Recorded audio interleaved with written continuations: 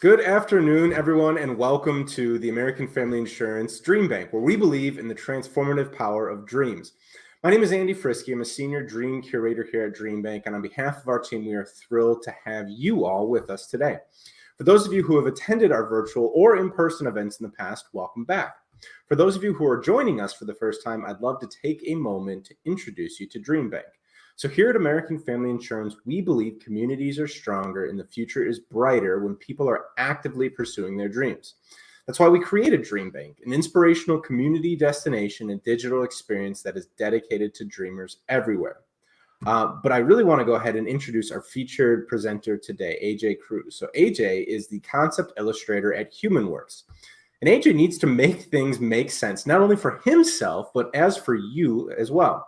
This quality, along with his knack for joining backstage design and front stage presentation, has guided him through a dynamic professional career that began in elementary education and has continued in organizational development. After making the leap to corporate education, AJ led learning and development at 2 Milwaukee area businesses before embarking with 3 remarkable colleagues to launch humanworks. What else makes AJ tick? Faith, family, and Friday night pizza. A little bit about humanworks. humanworks is a Milwaukee-based consultancy, that elevates organizations through a people-focused lens, crafting custom talent solutions around core values and people touchpoints, strategic planning, and leadership development. Without further ado, I'm going to go ahead and kick it over to AJ. AJ, take it away. Well, thank you very much, Andy.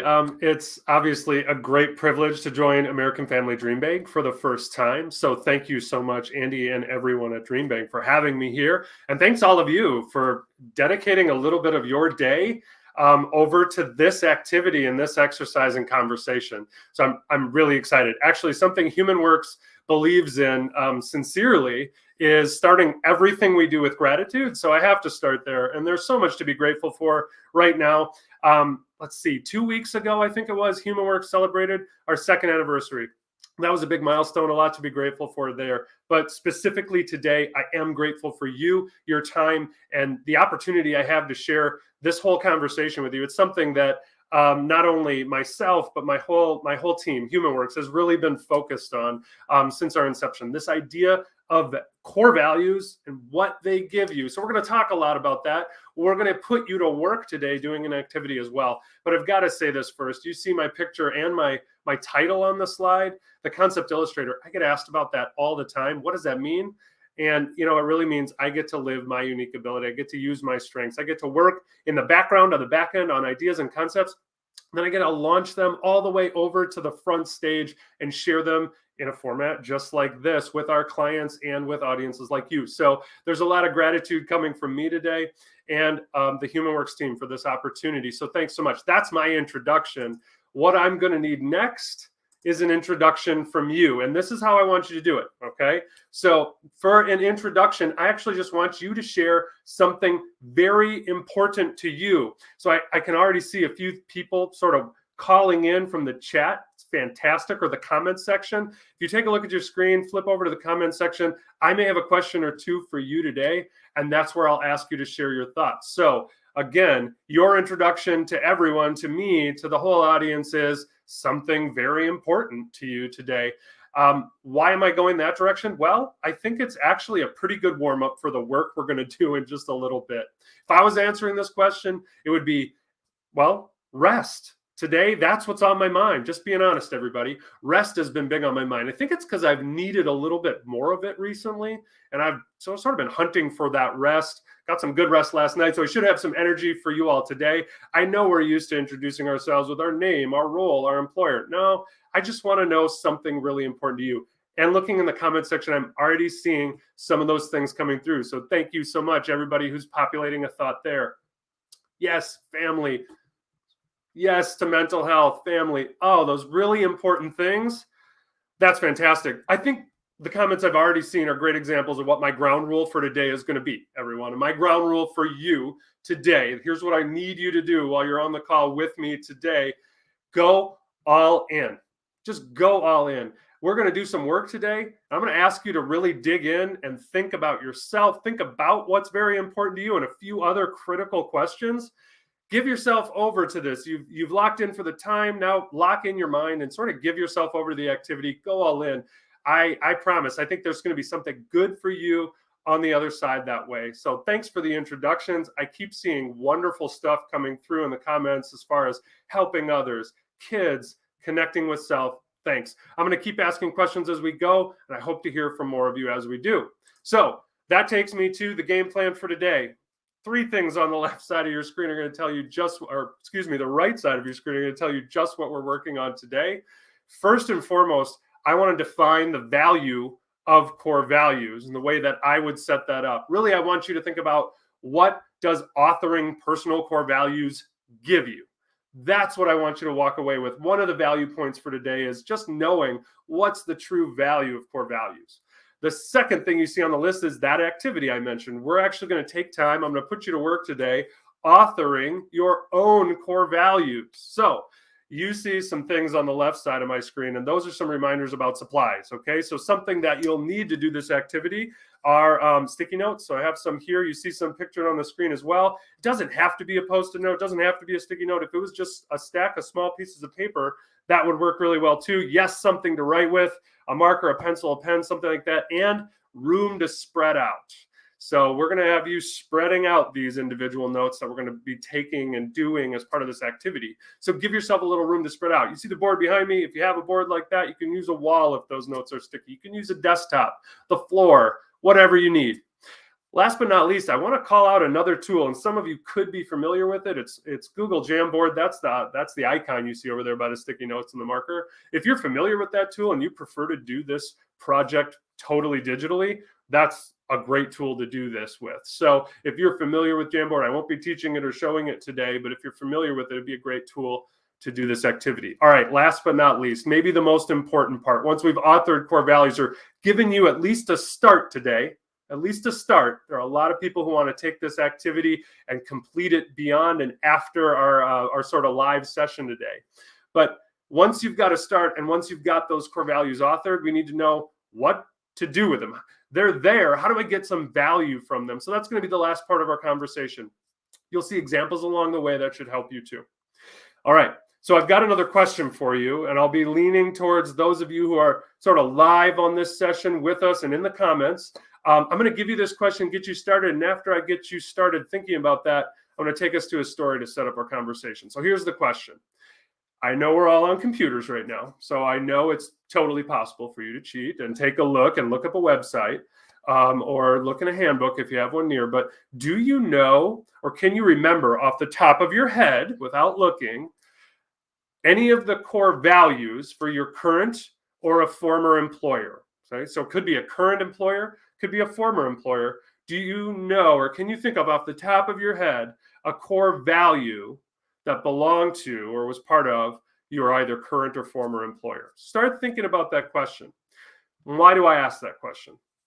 Well, whenever I hear about core values, I usually always hear about them in connection with a business, in connection with a company. That's usually where we hear about core values, and that's totally normal. So I was just curious if you knew off the top of your head any of the values of a business that you either have worked for or work for now, because I want to tell you about another business. And you can see the name of the business down in the corner, but there's a story for me to share around values. If you worked for Johnson & Johnson, you would probably know something called the Credo. It's so important to Johnson & Johnson. You actually see it etched in stone here. I'm taking you to New Jersey in one of their headquarter buildings where you can find all 311 words of the Credo etched in stone. Now, you may or may not have heard this story before because it's been published multiple times. One of the most recent times that this story has been published that I've seen is in a wonderful book by an author named Daniel Coyle called The Culture Code. So here it is. I'm holding it up if you're looking at the picture. The Culture Code. Those of you who are culture nuts, love to read about culture. Daniel Coyle's book is a fantastic place to go. But he brought this story into that book. So I want to read for you the first few sentences of Johnson & Johnson's Credo. They sound like this. We believe our first responsibility is to doctors, nurses, and patients, to mothers and fathers, and all others who use our products and services. In meeting their needs, everything we do must be of high quality. Those are the first few words of a very long statement called the Credo. Now, our story doesn't begin when those words were written. They were written a very long time ago by one of the founding family members. Our story actually begins in 1982. In 1982, at that time, Johnson & Johnson had a CEO named James Burke, who had actually been evaluating that Credo and wondering if it was still relative to where the company was in 1982, whether or not he should do away with it and replace it with something else. And after deciding to keep it in 1982, he found out the value and importance of that Credo when tragedy struck. Tragedy struck in 1982, and again, you may or may not remember this bit of history, when 7 people who ingested extra strength Tylenol, one of Johnson & Johnson's primary products, 7 people in the Chicago, Illinois area actually passed away after ingesting extra strength Tylenol. You can imagine what happened next. The company itself went into panic mode. Overnight, they went from selling pharmaceuticals to selling poison, and now the whole country was hearing about it. Thousands and thousands of decisions needed to be made very quickly. Perhaps one of the most important decisions that needed to be made was what to do with the other 31 million pills on shelves across America. Now, as you could imagine, the FBI, the FDA, they all got involved in an investigation around what in the world was going on, and they determined there was a bad actor somewhere in the Chicago area who had laced those pills with cyanide poison. So they told Johnson & Johnson, you don't need to pull all the pills off all the shelves, probably in the Chicago market, but nowhere else. You should be fine. You can save your company that way. And James Burke and the leadership team at Johnson & Johnson made a completely different decision. They decided to pull all 31 million pills off the shelf. As a result, of course, you can imagine the company's stock went down to near zero, and things weren't looking good for Johnson & Johnson. But something kind of remarkable happened through that decision and the thousands of others decisions that were made. There sort of became really clear to everyone paying attention to the situation, a remarkable consistency was present in all of those decisions being made. And I bet you can draw a line back to why.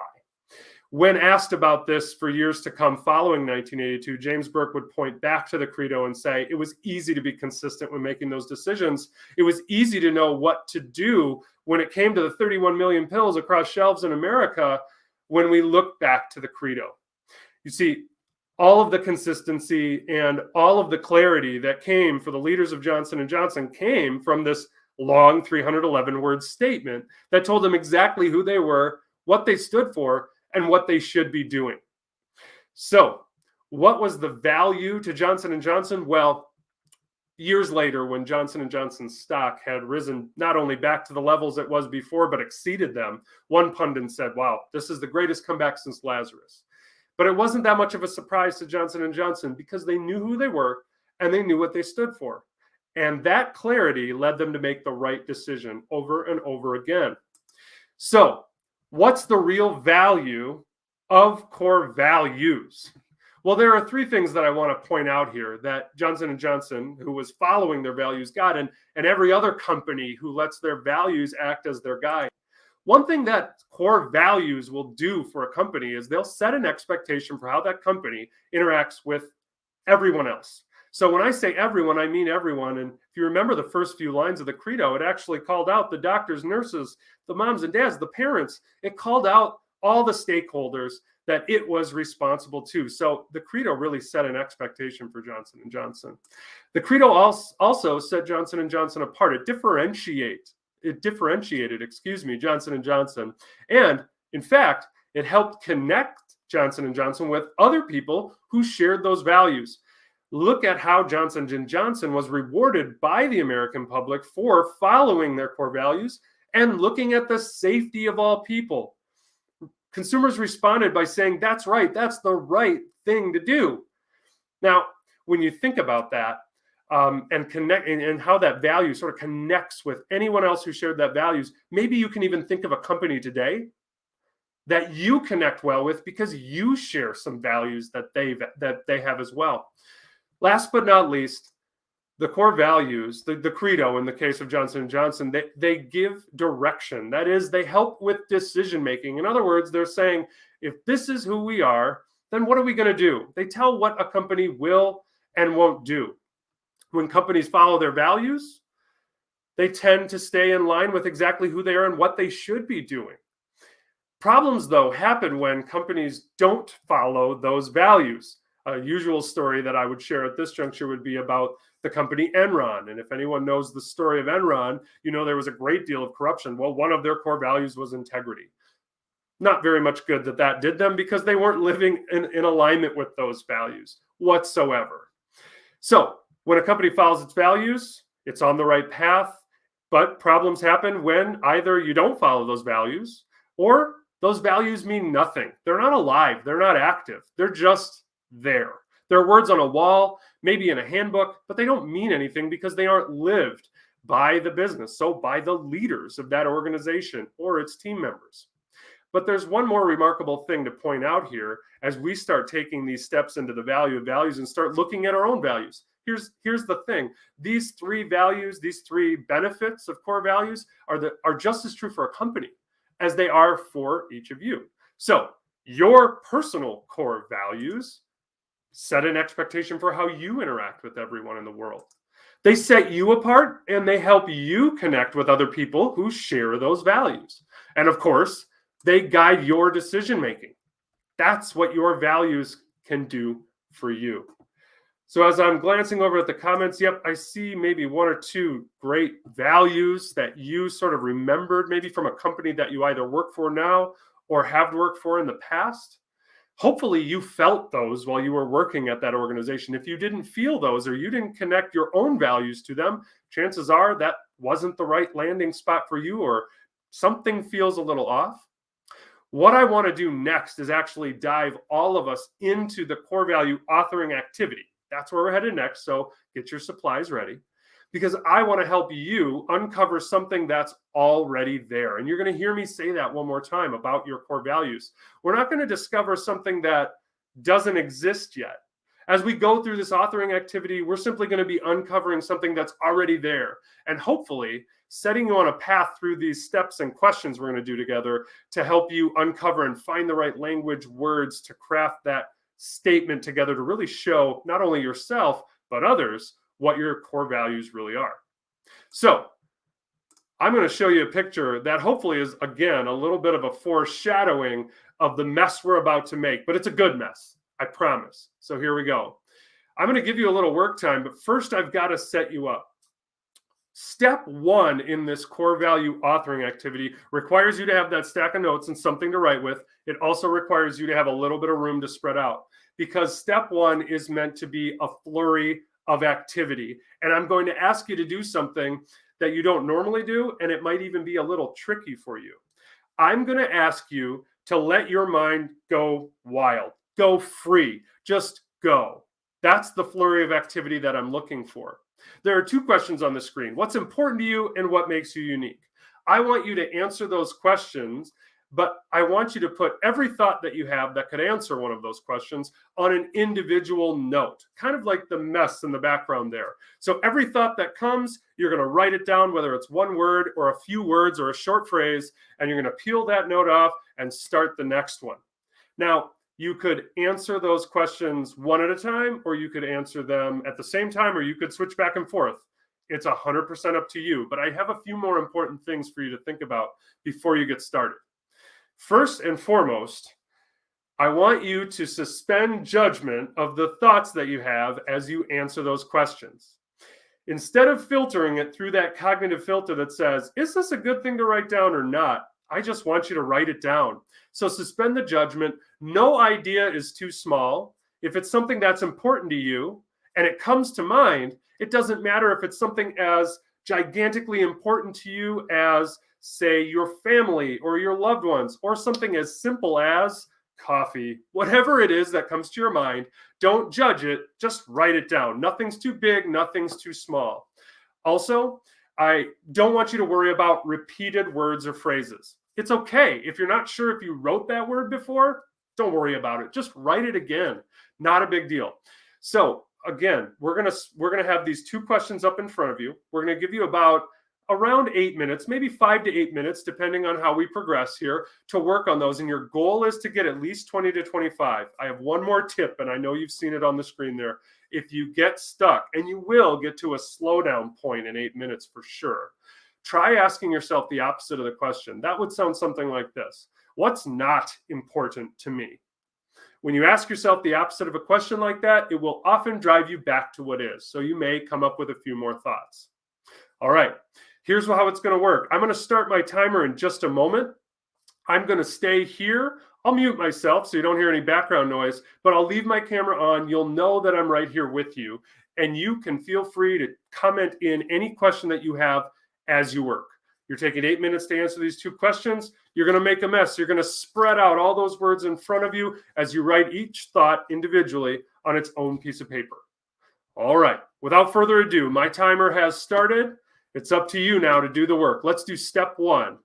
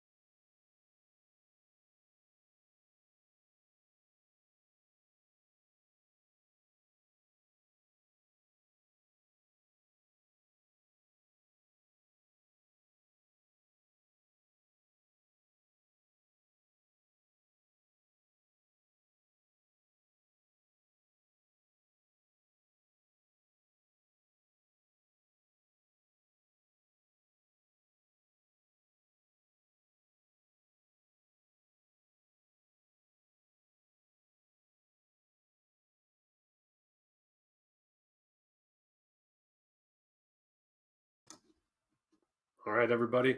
This is AJ just chiming in for about a halfway mark check. Hopefully you're all going through that flurry of activity and mind dump successfully. Remember, no idea is too big or too small. Even if it doesn't quite make sense to you, it's okay to write it down and give it one of those notes. Spread those out in front of you as you go. If you need anything from me, or if you have any questions, feel free to put them into the comments section. I'm here and watching along. Your goal is to have at least 20 to 25. I'll give you a 1-minute warning when we get there.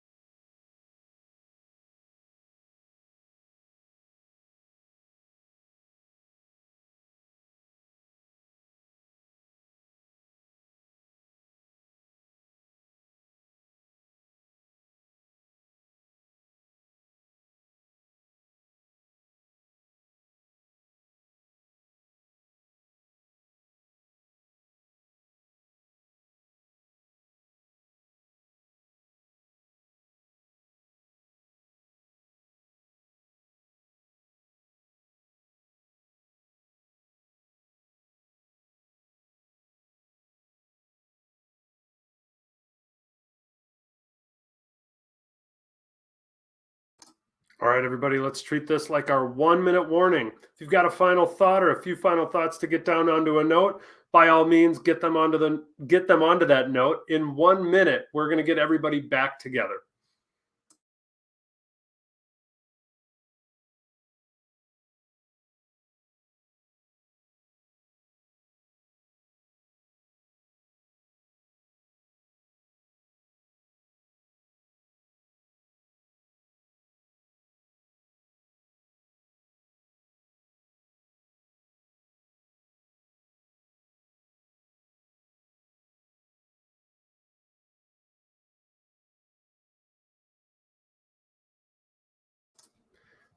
All right, as you're wrapping up that final thought, feel free to throw into the comments section anything that you found repeated. Did you have anything repeated? If you had something repeated, love to see those coming through in the comments section as you look across sort of that mess that hopefully you've made out in front of you, all the different sticky notes. If you've got one that was repeated, feel free to throw that in the comments. I'd love to know what word was repeated. And by the way, we didn't want to rule out repeated things because repeated things have significance in this activity. So that's a good thing, everyone. That was step one. You did it. You now know step one. You can always return to step one and continue this. In fact, you'll hear a story a little bit later today about someone who went back and sort of started over, had to repeat that way. I'm going to take us now to step two. All right, so step two, well, it looks a little bit like the board behind me, but it's going to be another working session. This is going to be an affinity map. So I'm going to be asking all of you to take that mess that you made in front of you and make it a little bit cleaner. We're going to ask you actually to categorize or put every single Post-it note that you wrote down or every single piece of paper that you wrote down into 5 to 7 different groups. That's the goal. The goal is to actually group these thoughts into 5 to 7 groups. Now, people have asked me, hey, what if I only have 4 groups? What if I have 8?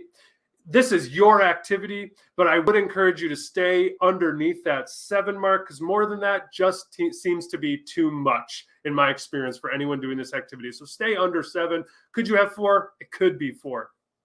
There are a lot of tips that go into the work that you're about to do, everyone.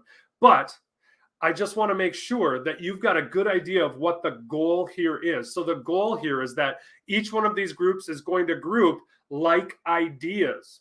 And those ideas came from your mind. So if it makes sense to you, group them together. Okay.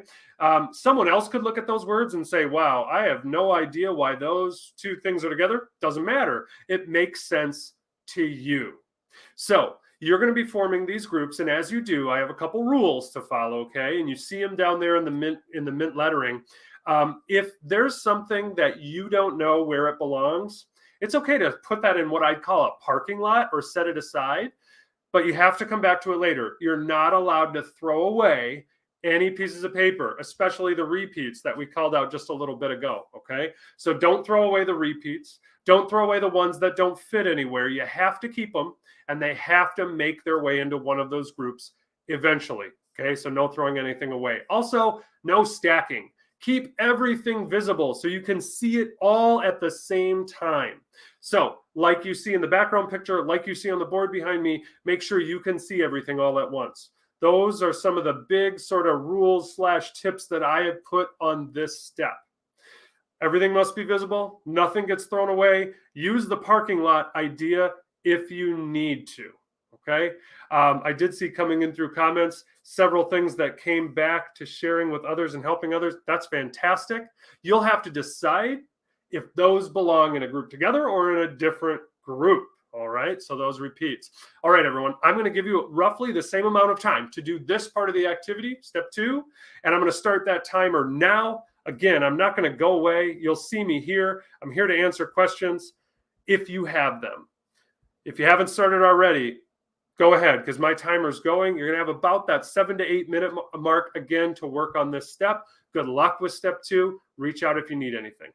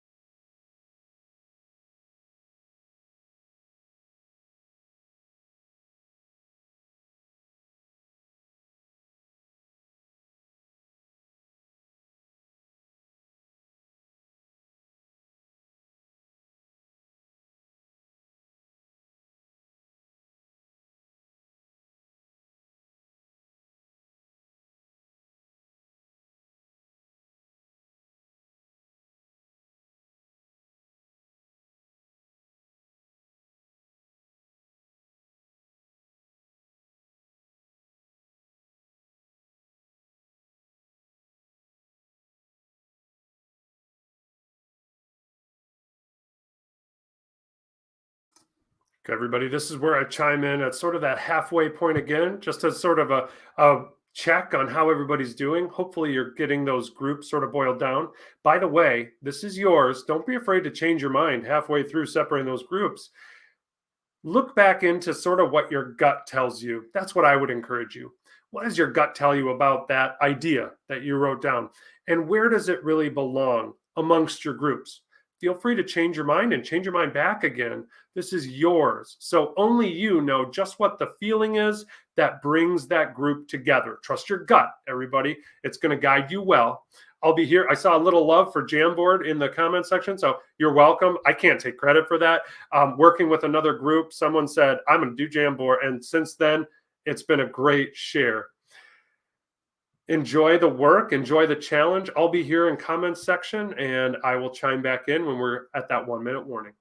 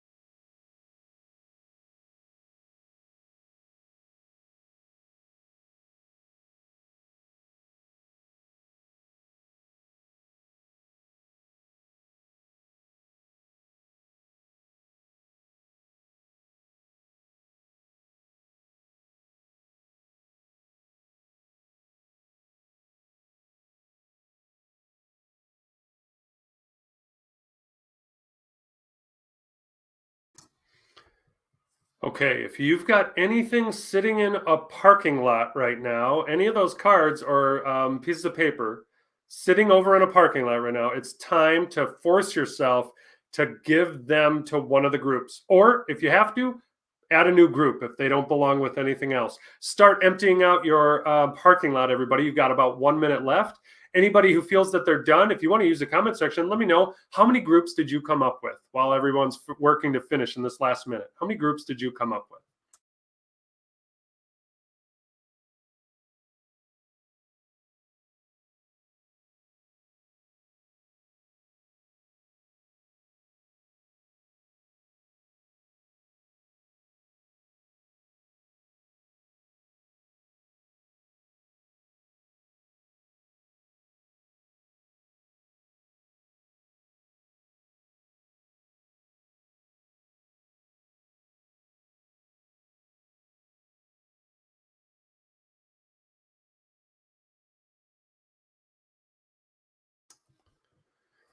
All right, everybody. Hopefully you've got that parking lot cleared out. Those of you who commented in, it looks like around 4 or 5 groups for the most part. That's what I'm seeing so far. That's a great number. You're going to have a lot to work with there. Fantastic. So everybody, you know step 1. Let's recap a little bit. We did the mind dump. We answered those 2 questions. What's unique about me? What's important to me? And we sort of flooded the field in front of us with all the ideas that came to mind in the time I gave you. Then we said, put them into an affinity group. Group the like ideas together, and only your mind knows how they should go together. You're the boss. So now we've made 5 to 7 groups. Next, we're going to step 3. And step 3 is going to look a little bit like a mess again. So The foreshadowing you've got on step 3, here's the scribbles. But what are we really doing in step 3? We're actually going to take those different groups you've made now, the 4 or 5 or however many you came up with. We're going to take those groups and we're going to boil them down into a short phrase that summarizes the idea that brought those things together. So we're going to author core value phrases. You see a couple ideas on the screen right now. It says, hey, yep, boil it down to the most important idea that exists here. Summarize each one as an actionable phrase in present tense. I'm going to show you a little bit more about that in just a second. And then just know these phrases that we're crafting here are really going to be our core value phrases in the end. Before I send you off to work on that for a few minutes, I want to take you a little bit through some steps that I would share with anyone who's working on authoring a core value phrase for themselves. So I want to talk about what I believe makes a core value great. There are 3 things here that I want to share. And the first one is, you heard me say the word gut already today. The first one is gutsy. Okay. A core value is gutsy. It's the real authentic you. What does that mean? Well, that means you're going to only choose words that have a lot of meaning to you, that you feel like they really fit me. They're going to be kind of real and kind of raw. Those are the kind of words you're going to be looking for while you bring this phrase together. Also here, I have to note, beware the aspirational goal. Okay, we're talking about your core values. And another thing I said earlier is they are already there. They are who you are. What I want you to look out for is look out for words or phrases that are something you hope you will become in the future, like an aspirational goal. I wish I was this. I hope I was this. That's what I want you to look out for. So we're really looking for the real authentic you, that gutsy you. Look out for the aspirational goals. Try not to include them. Second, it has to be unique. All right. And one thing that I have to encourage here to all of you is it might not sound unique to you. That's okay. Why might it not sound unique to you? Well, because you do it all the time. You're living it. It's you. So it doesn't sound like something special or different. It might just sound like you. And that's okay, because you have a way of doing this that's unlike anyone else's. So gutsy, unique, and active. So when we say put it together in a short, actionable phrase, we really mean that. This core value is best written as something that you can do. So that's my encouragement to you. Make this phrase something you can actively do. I want to give you a few examples, and those examples are going to come from my team. So please meet Rebecca, Sarah, and Sean, the other members of humanworks, and take a look at their personal core values. Hopefully, as you scan them, you can see some of the same kind of things we just called out: gutsy, unique, and active in their core values. So if you take a look at Sean, escape, that's an active thing. How does Sean escape? Well, you have to talk to Sean about that, right? Sense it, lead a theatrical life. Those are all things you can do. So they're wonderfully active, right? They're gutsy and very unique to who Sean is. So my encouragement as you go through the next step, which is that authoring step, is to think that way. What are words that really mean something to me that I would attach myself to? This is really the real, gutsy, raw, authentic me. What's unique about this phrase? That's something, the way I do this is the way no one else does this. And of course, active. How can I make my words and my phrase an active thing that I can actually look at and say, oh, that's like a present tense verb thing. I can do that. I know how to do that. Those are my encouragements. So I'm going to leave this up on the screen while I give you your last working portion of our authoring activity today. So for roughly the same amount of time, you're going to be sent off to work here on authoring those phrases. The core value ideas about what makes a great core value are on the screen, along with that the tips around authoring phrases there. Let me know if you need anything from me. My timer has started. Good luck pulling together as much as you can around some phrases for your categories.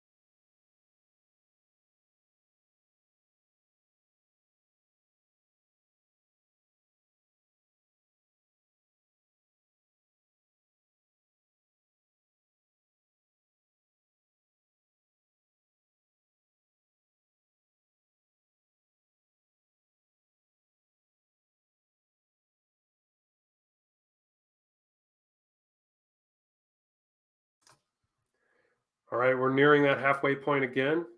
Everybody, don't be afraid to go back. Remember, we said you could change what group and what affinity group, what idea goes where. Don't be afraid to go back and look at that again as you're working on these phrases. Also, give yourself permission to be a rough draft today. That's okay. Rough drafts are where it starts. So give yourself permission to make a mess and be a rough draft today. I'll check back in when we have sort of that 1 minute warning time coming up. Good luck with authoring your phrases.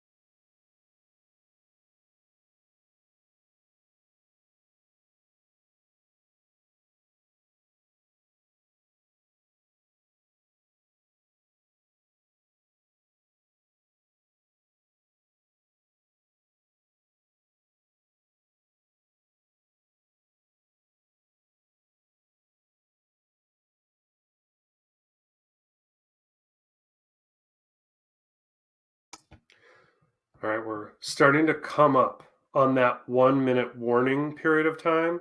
So if you have a core value phrase that you like, I agree, Cindy. This is hard work. This is a deep dive. This is why you had to go all in. It's hard work. It makes you think. But if anybody has a core value phrase that they've come up with that they're kind of proud of and feeling good about, feel free to share. I would love to see it in the comments or hear it as I give everybody their last minute to work here. Good luck in your last minute finding some rough draft phrases.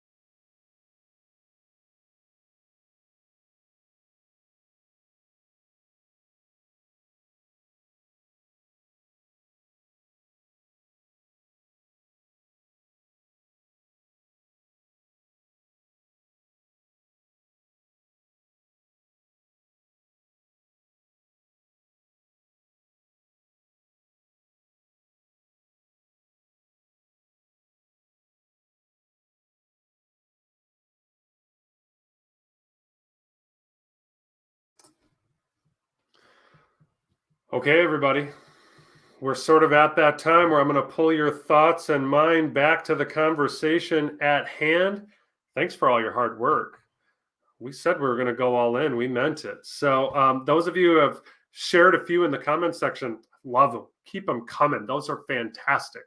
Most of the time, when I go through these 3 steps, the first thing that I'll hear from anyone who does them with me is, well, this is a start, but I need more time. And I see that in the comment section. It is just a start, but you've got all three of these first steps now. You know the questions, you know the steps, you can carry this out in your own time. So where I want to take you are a few suggestions or tips for going back and working on this authoring in your own time or on your own time following today's presentation. So here are a few authoring tips, everybody. The first one, maybe it's really common sense, but it bears saying, take time free from distraction, whatever that time is in your world, and give yourself over for a few minutes to this activity. Look at it again and again. That's good. That's okay. I call it alone time because some people tell me, AJ, I do my best thinking late at night, early in the morning, on my commute, whenever that time is, when I'm outside, mowing the lawn, raking leaves, you name it, whatever that time is, free from distraction, give yourself that time. But as you do, don't tell yourself you're going to finish this all in one shot.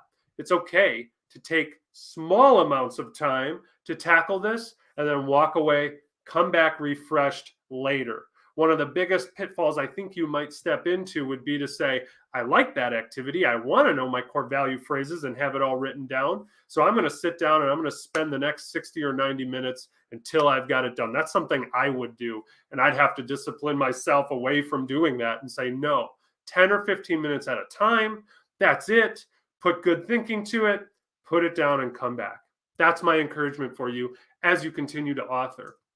Also, don't forget about the people around you who know you best.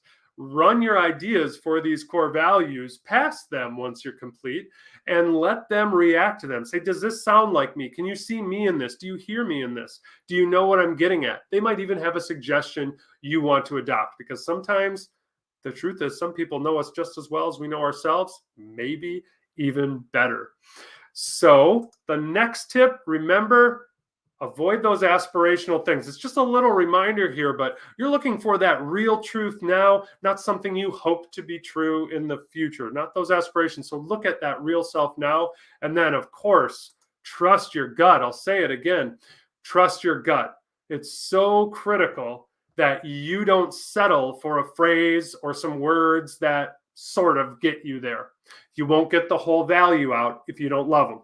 So don't settle. It's okay to write a draft and live with it for a little while and return to that draft later. Maybe even repeat this exercise on your own one more time and explore where you land and what you end up with and see what else can come out to improve the phrases that you started with. So my encouragement there is don't settle. And by the way, your comments are exciting. I love watching them come through as you're refining those phrases in your head. Really great example. So I hope everybody else is looking there too. Thanks those of you who are joining live today for populating those and being willing to get them out and share. So what's next? So you've gone through the steps of authoring core value phrases, but there's more. There's more coming your way that's really going to help them come to life. So think about this. If you know your values for you, that's good. But you know what? I know things and then I forget them. Or I know them and I don't think about them when I'm supposed to. And I know them, but other people don't know them around me. So really bringing values to life means we've got to go a few more steps together, okay? There's a little bit more to this activity, and I have some more examples to share with you to illustrate what I'm going to encourage you to do with your core value phrases, okay? So first and foremost, I'm going to encourage all of you to take the time, once that phrase has been completed, perfected, or at least a good first draft is done, to actually write down in explicit words exactly what this value means in 1 to 2 sentences. Exactly what does this value mean? This is going to help make those values crystal clear. So everyone knows what that means. You and anybody else you introduce these values to, it's going to make them crystal clear. We also want to make them easy to share and easy to remember. And we want to make them fun to look at. So that's the second thing I'm going to encourage you to do. 2 things here. Write those value descriptions, that 1 to 2 sentences that really define what your core value statement means, and see if you can connect those values with an image. Why? Because an image makes them a little bit more fun to share or post or put up on your wall, which will in turn make them even easier to remember. We do both of these steps to increase the likelihood that you're going to put these things to work in your life, or they're going to influence you in some important ways as you're making decisions and making connections. So I want to share some examples with you. You all saw the humanworks team. Now you're going to see the humanworks team pictures. So there's sort of three different varieties here in front of you as far as core value images go. Rebecca loved the idea of building this image around a simple plant sort of visual. That's exactly what she did. So you see hers sort of as leaves, as the sort of heart of that flowering, part of the top of the flower, and of course the soil or the pot underneath. Sarah said, I want this to be something that reminds me of where I came from. And she came from northern Wisconsin. So that's where home base and growing up was for Sarah. So said it has to be sort of that way, earthy, something like the up north. When I asked Sean, well, what visual do you want to put to your values? He said, I have no idea what kind of cool artistic thing to make about it. I said, well, let's talk about a picture that means a lot to you. The kind of picture that you would put up on your wall or share, or put on your desk, or I don't know, make a background for your computer screen or something. He said, well, I have a picture for you. Here's the picture. It's Sean immediately after he completed a very, very kind of dangerous hike at Angel's Landing. So if you've ever heard of the Angel's Landing hike, if you know that it's a little dangerous. Every year there are some hikers that don't come back down, which is frightening. Well, Sean successfully completed that hike at Angel's Landing. If you don't know Angel's Landing, by the way, go Google it. It's a pretty wild hike. So Sean completed Angel's Landing by himself successfully, and his troop waiting for him at the bottom was there to take this picture. It's his victory, and that's what he did with his core values. All we did was lay those words over a picture, with pretty much everybody can do right there from their cell phone, which is a great way to quickly craft an image that you want to keep and you want to share with your core values. Some more examples coming your way, not only of visuals that you can put to core values, whether you have an artistic flair or not, but also those phrases and those descriptions. I want to show you a few examples from people who have gone through this session and completed that and given me permission to share back with all of you. First, I'm going to go to this screen, okay? So you sort of see two that were created as a square here. One individual really wanted to add some artwork to that image. One individual said, I'm not so much the artsy way, but I love color, and I'll make them in different directions, and I'll just make it a tapestry that I like. And that's exactly what they did. The one thing that I love about this image is they each sort of show you their sentence or their statement that really describes exactly what that value means right along with them. And yes, we have to call out Dory because of keep swimming, just keep swimming. And I love that value. So we have to call that one out. That one's really exciting. Another set of examples, one on the left there, I always say, everybody oohs and ahs at this example. They all love it. Her brother-in-law is a graphic designer, so she leaned on brother-in-law and said, I love trees, I have values, put it all together and make it beautiful. So she leaned on some expertise that she had right there in her family. And the one on the right, again, an important picture, a picture that had meaning to that individual. And then the value and the value phrase right along with it. Put this together themselves, shared back with me, and gave me the opportunity to share back with you all as an example. So those two steps are really critical. Something that I mentioned earlier is critical as well, and it's about not settling. It's about creating a draft and then living with that draft, making sure that those values are the ones you love. Those phrases and descriptions really are who you are. So I want to tell you a story, and it's about myself. The first time I was putting this activity together, I had starts and stops. So you can see some different color Post-it notes there, because that was me starting and stopping this activity as I was drafting and creating it, trying to figure out what the right way to do this in, what's the right order. So you all started today. Today is a start, but you can continue this in some of the ways we've talked about afterward. You can pick it up again, start from scratch, or pick it up again and start where you left off. It's 100% up to you. I want to share that I started with these 5 values. That's where I began, But that's not where I finished. I lived with those values for about a year and a half. I didn't have an image, and I didn't have sentences that I liked to describe them. So I wanted to go back to the drawing board and recraft. And that's what I did.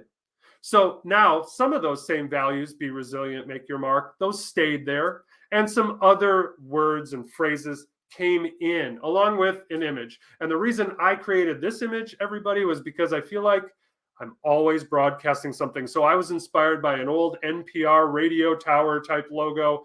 I thought that's kind of me. I'm always putting a thought out there into the world. So this is where I am now, everyone.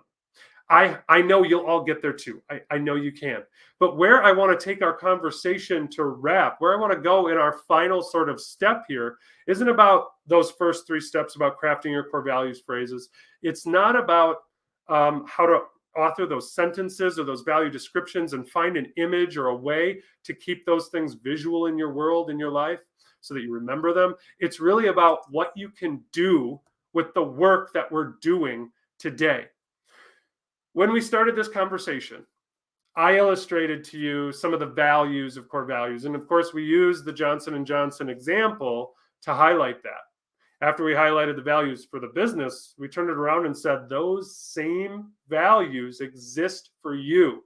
So think about businesses and what they do with their core values.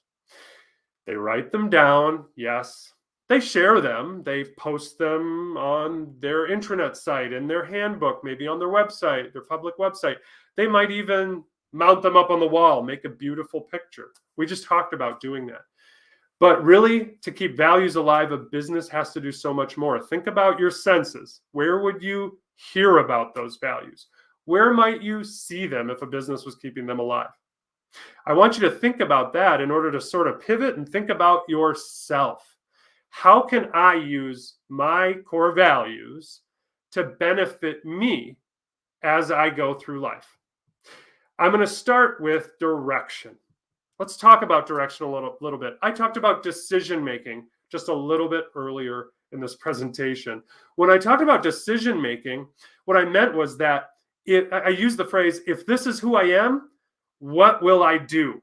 I think that's an important phrase for you all to remember as well, because values, your values, help you assess that. If this is who you are, what are you going to do? It's such a critical step. When I coach a leader around core values or an individual around their core values, I always tell them core values help you make, explain, and evaluate decisions. Think that through. If this is who I am, what am I going to do? That's values helping you make a decision. To explain your decisions to others, this is what I did, and here's why. Because these are the most important things to me. These are the drivers in my life. And finally, when it comes to evaluating a decision, what I mean by that is learning from a decision, saying, okay, those were the decisions I made. Let me pause, reflect, and learn from that. Was I living my values? Did I put them in play when I made that decision? Was I even thinking about them? Or what was I thinking about? An important sort of pivotal moment in the world history that we're all living through right now is this pandemic.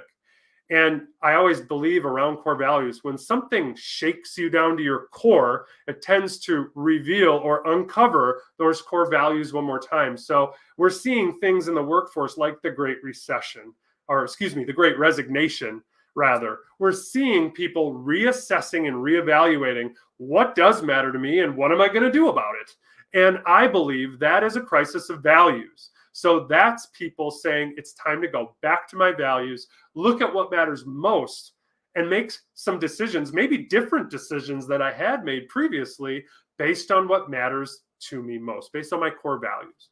So the first one is direction. That's something that you can do with your core values once those phrases are complete, once you have those descriptive sentences. Hopefully, once you've found a way to get an image to that so I can put it on my desk or keep it top of mind, you can turn around and use your values to make, explain, and evaluate the decisions you're making. The next thing I want to point out is connection. Values, we said in the beginning of this conversation, values differentiate you, and you tend to be drawn to people who share your values. So if you are in that job seeker spot right now, you can be using the language you're crafting through this values activity, of course, for your resume, of course, for your LinkedIn bio. But how else can you be building that language into how you answer questions and how you introduce yourself? What's your personal elevator pitch? Who are you? If you're meeting someone, and how can you share those values with them? This is who I am, and now you want to find out about them. Isn't it exciting when you find out that you share a core value with someone else? I always find that so exciting. I get excited when I'm getting to know someone and I find out, wow, you have the same values as I do, or a few of your values and mine really align well. I think this is going to be a great relationship. So these values, whether you're building them into the language you're using to introduce yourself professionally, personally, or you're finding ways to share those with everyone you meet, I believe are going to help you determine A, the right relationships to build and foster, and B, help you determine who you are as far as sharing those publicly, and in a way, sort of crafting a personal brand, if you will. This is who I am. So that's the connection portion of what values can give you. Direction, connection. The last one is action. So action, to me, sort of where values go first. Every single thing you do should be driven by your values, right? All the actions you take, all the things you do. If I was coaching an organization at large, so the leadership team of an organization, or if I'm coaching an individual around values, I'll have the same encouragement. I encourage you and them to literally write down examples of what does it look like when I live my values. What do these values look like? So put that in the context of an organization. If these are the organizational values, in your role as a leader, what does it look like? Write it down. Give me a sentence. What exactly does it look like when you do that value? How do you do that value in your role? So I can turn that question back to you. I can say, based on the value draft work you've done today, could you, and by the way, use the comment section if you think of something. I'd love to see it. Can you think of an example where you get to live your personal core values in your work? How do you do that? What do you do to live your values in your work? As you're thinking about that, I'll tell you all about myself. If you worked with me, you saw one of my values was make your mark. If we worked together, you would see me searching for ways to contribute, edit, update, highlight, improve everything we worked on together. So if we're doing a project together, I'm always going to be looking to leave that better than when I found it. You'd get used to that. You'd see me living that value out in my work. Another value of mine is talk it through. Big surprise there. You've just listened to me talk at you for more than an hour. I need to talk through my ideas. I need to talk through my thoughts in order for me to understand, process, and learn from everything around me.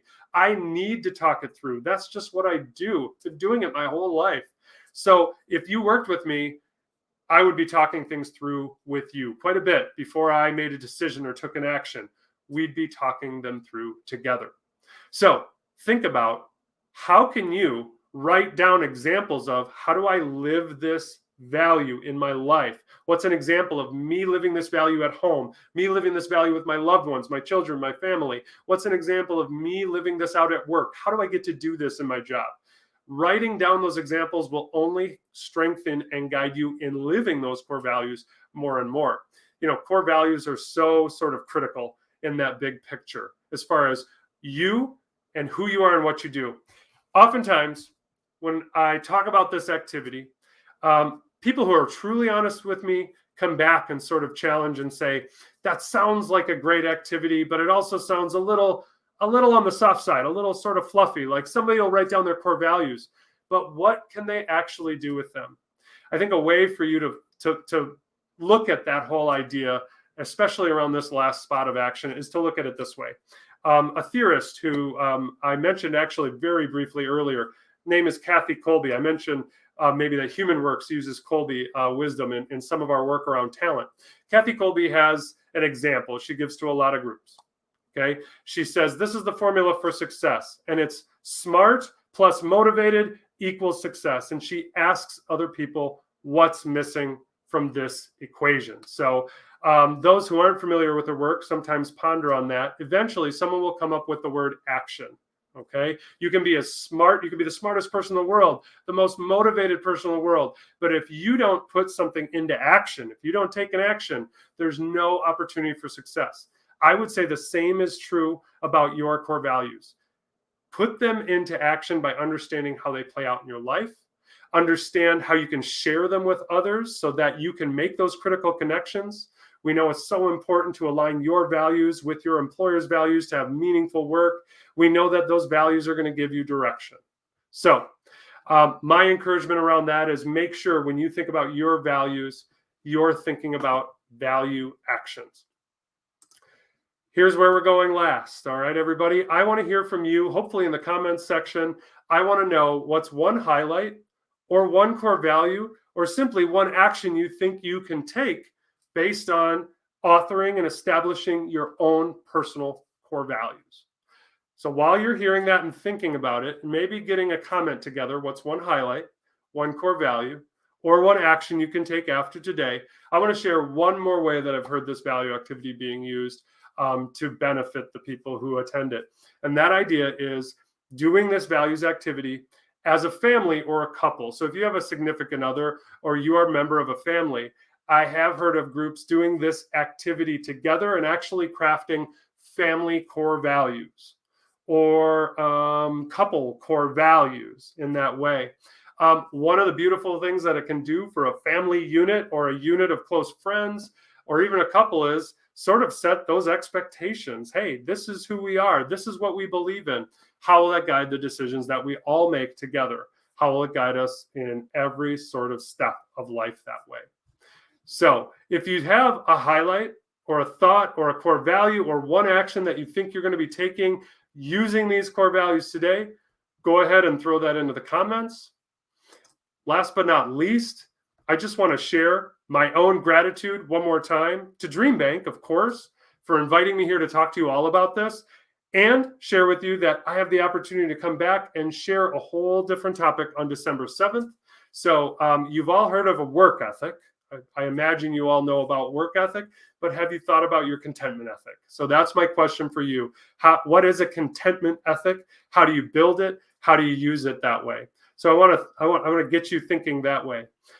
If you're not sure exactly where you can go next with values, or you're sort of at that spot, I want to give you some encouragement and thought that way. So Andy, if you would, Andy's going to put something into the comment section, and that's a landing page from humanworks with some thoughts, actually some free tools and some ways that you can continue your work with your personal core values.